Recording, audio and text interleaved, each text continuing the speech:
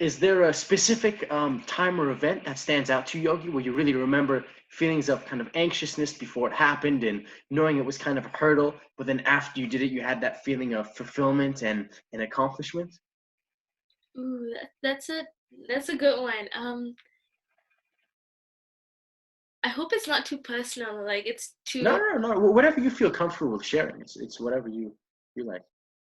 So for me, I like getting back to martial arts and stuff.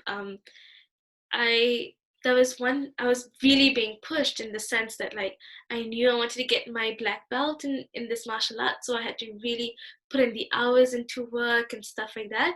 And like a lot of adversities, there's a lot of troubles that I had to get not troubles, there's a lot of hardships in the sense that like physical health wise, and you have to keep pushing yourself, keep pushing yourself, but knowing also when to take a breather, when to take a break.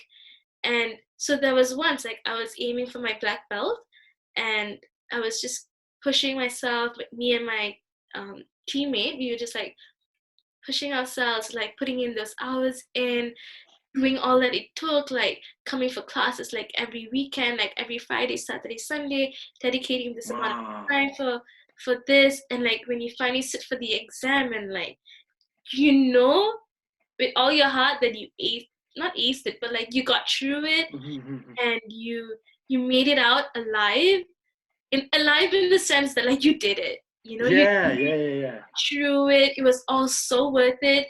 And it's not about the title that you get, but like the reward, that that happiness of like we did it, you know, we did it, we got through it together. Or like even if it's on your own, like, but for me it was with my teammate, so it was both of us in it together, so like we knew that we could lean against one another. And when we got through it, that sense, that happiness, that fulfillment that we got was just overwhelming, that we were like, did we just do it?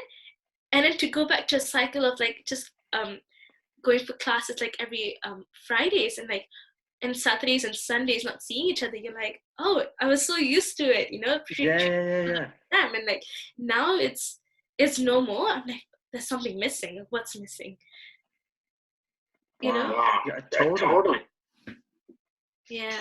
So I guess that was one of it that really made me understand the amount of time you had to put into something and the reward that you get after. Brilliant. Now, Yogi, just for everybody listening to this at home, this is Aikido, correct? This is Aikido. Yeah, sorry. Fantastic. No, that's okay. So, Yogi, we mentioned earlier you started at the age of 6. Mhm. That's incredible. And how many times a day did you say excuse me, how many days a week did you say you would practice? So when I started off at 6, like I said, my parents were very vigilant in the sense that like they knew how important self-defense is for not only being a woman but also as your health.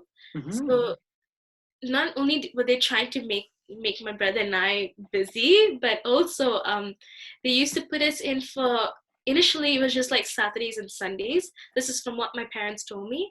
Then once we got to a certain age of where we knew we needed the amount of practice that we would require, we started going for more classes. So like every Wednesdays, Fridays, and then Saturdays and Sundays. And then once Wow. we got um, more higher in terms of ranking of belts, Hmm. it would require more practice. I mean, Of or course.